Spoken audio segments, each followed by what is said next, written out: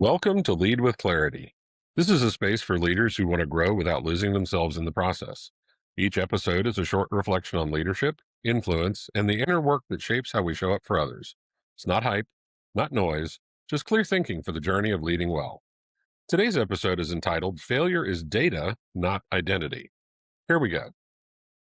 Today, I want to talk about one of the most damaging stories leaders tell themselves. It's short, it's quiet, and most of them don't even realize they're telling it. The story goes like this: I failed, therefore, something's wrong with me. It sounds extreme when you say it out loud, but watch how leaders behave after a significant miss. They get smaller. They hedge more. They stop raising their hands for the high stakes opportunities. They start playing defense with their own careers. It's not caution. That's identity collapse dressed up as prudence. On May 30th, 2026, Savitha Parthasarathy stood before a graduating class at the Griffin School in Austin, Texas. She's a science instructor. She teaches AP biology and environmental science. And she said something in 5 words that most executives spend decades trying to learn. She said, failure is data, not identity. 5 words. That's it. I want to spend the next few minutes unpacking why those 5 words might just be the best important reframe in your leadership vocabulary.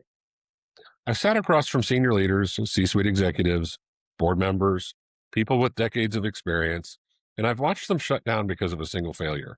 Not a pattern of failures, but a single one. They stopped trusting their instincts. They started over consulting. They delayed decisions that needed to be made weeks earlier because they were afraid of being wrong again.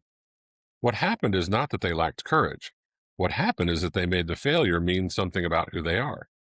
They let a data point become a definition. And here's what that costs an organization. It costs speed. It costs candor. It costs psychological safety. When the leader treats their own failure as a character verdict, the team learns to hide their failures too. The culture becomes allergic to honesty. Now, here's where people misread this idea. They hear failure is data and they think it means failure doesn't matter, that you just dust yourself off and forget it happened. That's not what this means. Data matters enormously. Scientists do not ignore data. They study it. They document it. They change their hypotheses based on it. They run the experiment again with better conditions. The lesson is not that failure is insignificant. The lesson is that failure is informational, not personal. There's a profound difference between those two things. So what does it look like to treat failure as data? It looks like sitting down after a missed quarter and asking your team what the numbers are actually telling you, not who is to blame. It looks like a leader saying in public, hey, I made the wrong call on that. Here's what I learned. Here's what we're doing differently. It looks like a culture that has a debrief practice, not a blame session, not a post-mortem that feels like an autopsy, a structured conversation aimed at extracting intelligence from the experience. Savitha works in science. In science, a failed experiment is still an experiment. It produces results. Those results have value. The hypothesis may be wrong. Now you know more than you did before. Leadership works the same way. The failed initiative still produces information. The question is whether you're disciplined enough to collect it.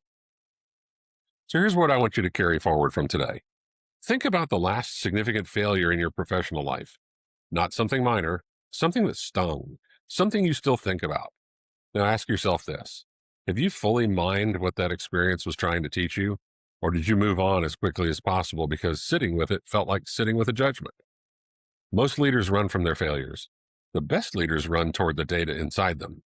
You are not your results. You are the leader who learns from them.